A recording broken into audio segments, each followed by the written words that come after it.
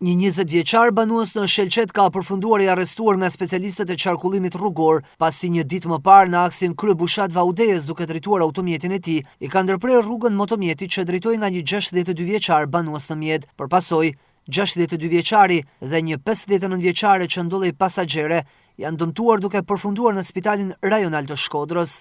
Ndërkohë në Malësi të Madhe, specialistët për hetimin e krimeve ndaluan një 30 vjeçar banues në Kuplik pasi dyshohet se ka ushtruar dhunë psikologjike ndaj babait të tij.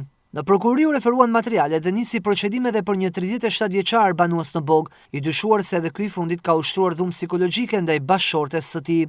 Ndërkohë në orët e para të mëngjesit të së premtes në rrugën Pogej, një motomjet i pa identifikuar ka përplasur një këmbësor 50 vjeçar. Si pasojë e aksidentit, ky shtetas ka përfunduar në spitalin rajonal të Shkodrës në kujdesin e mjekëve.